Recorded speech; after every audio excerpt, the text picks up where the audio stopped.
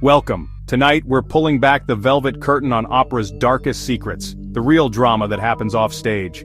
Forget just high notes and grand costumes, opera's history is filled with scandals, rivalries, and mysteries that outdo any libretto.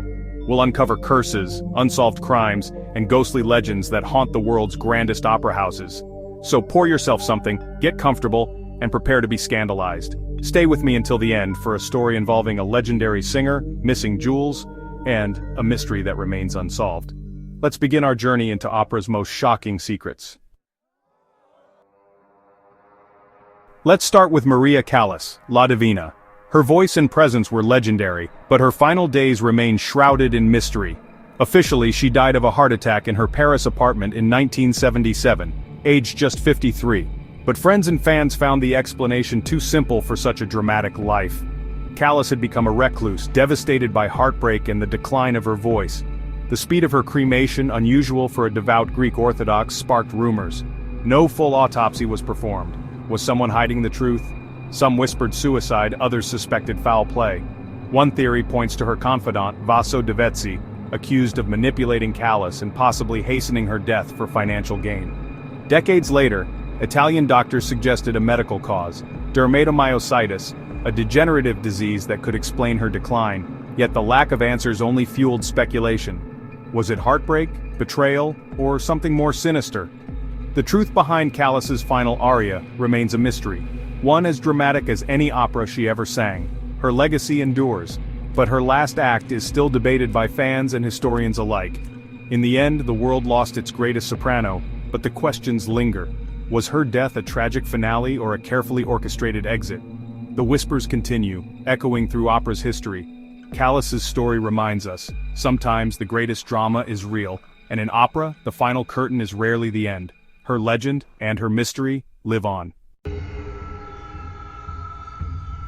Everyone knows the Phantom of the Opera, but did you know the legend is rooted in real events at the Paris Opera House? Beneath the Palais Garnier lies a labyrinth of tunnels and even a subterranean lake, perfect for secrets. Gaston Leroux, the novelist, was inspired by rumors of a mysterious figure, possibly an architect with a facial deformity, who vanished after construction. Records show Box 5 was often left empty, and staff reported strange noises and sightings of a shadowy figure. The infamous chandelier accident in 1896, which killed a concierge, only fueled the legend. Years later, workers found a skeleton in a hidden chamber, with a gold ring reminiscent of Leroux's story. Was this the real phantom?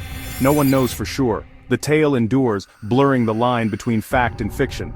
Next time you hear that iconic organ, remember, the real mystery may still haunt the Paris Opera's foundations. Opera's greatest ghost story might just be true. The legend lives on, whispered in the shadows of the Palais Garnier. Sometimes the truth is stranger and spookier than fiction. Opera isn't just about music, it's about epic rivalries. The most famous, Maria Callas versus Renata Tebaldi. Callas fiery and dramatic, Tebaldi pure and angelic. The press fueled their feud, but the animosity was real. It began in 1951 when Tebaldi's unscheduled encore in Rio infuriated Callas.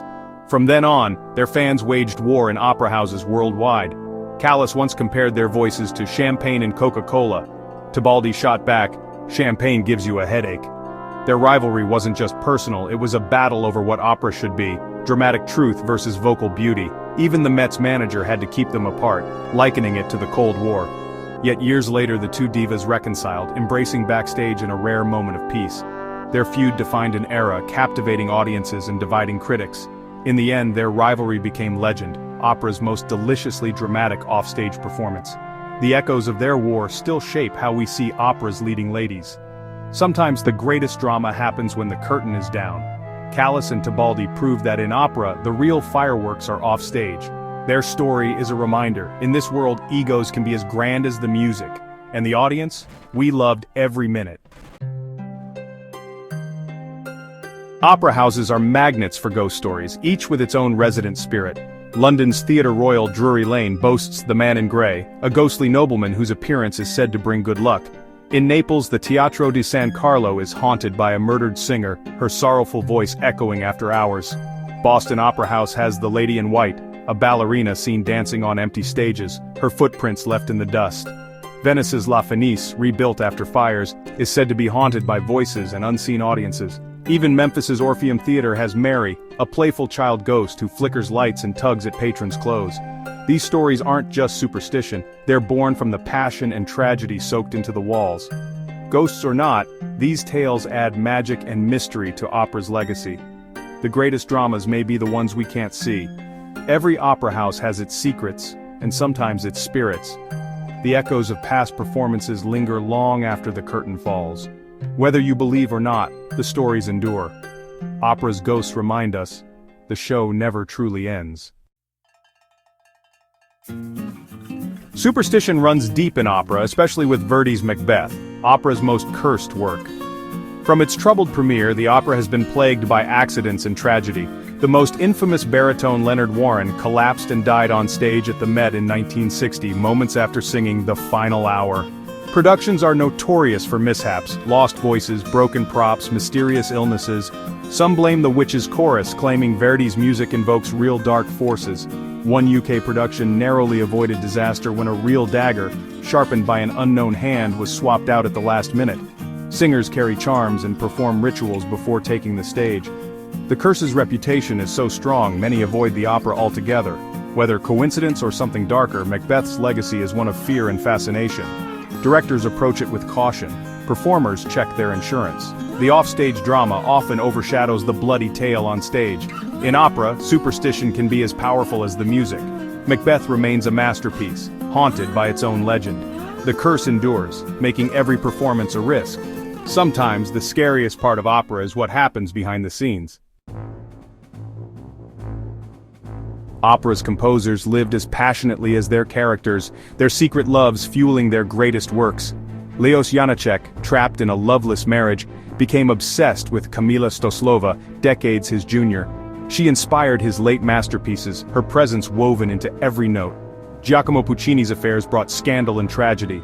His wife's jealousy led to the suicide of their servant, Doria Manfredi, an event that haunted Puccini and inspired the character Liu in Turandot. Richard Wagner's affair with Matilda Wesendonck, his patron's wife, directly inspired Tristan und Isolde, a love story fulfilled only in death. These romances were often secret, sometimes destructive, but always creative fuel. The music we love is often born from real longing, heartbreak, and forbidden passion. Behind every aria there's a hidden story.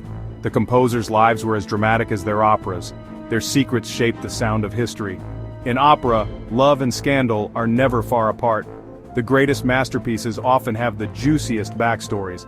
Listen closely, you might just hear a secret in the music. In opera, art and life are inseparable. For our final secret, a true crime that still baffles: the disappearance of Pauline Viardot's legendary jewels. Viardot, a superstar mezzo-soprano, owned a collection of gems gifted by royalty and admirers. She kept them in a specially made safe in her Paris mansion. One morning in the 1880s, she opened the safe. Every jewel was gone. No forced entry, no broken locks, nothing else touched. The thief had a key or knew the secret. Police interrogated staff, searched the house, but found nothing. Theories swirled: an inside job, a master thief, or even a plot involving her friend, novelist Ivan Turgenev. The jewels never resurfaced, not a single stone. The loss devastated Viardot, and the case went cold. The mystery became legend, a glamorous, unsolved crime. To this day, no one knows who stole the Viardot jewels or where they went. It's opera's most enduring cold case. The story is a reminder: even in the world of music, fortune and fame can vanish in an instant. The jewels are gone, but the legend sparkles on. Sometimes the greatest mysteries are never solved. And in opera, every secret has its own aria.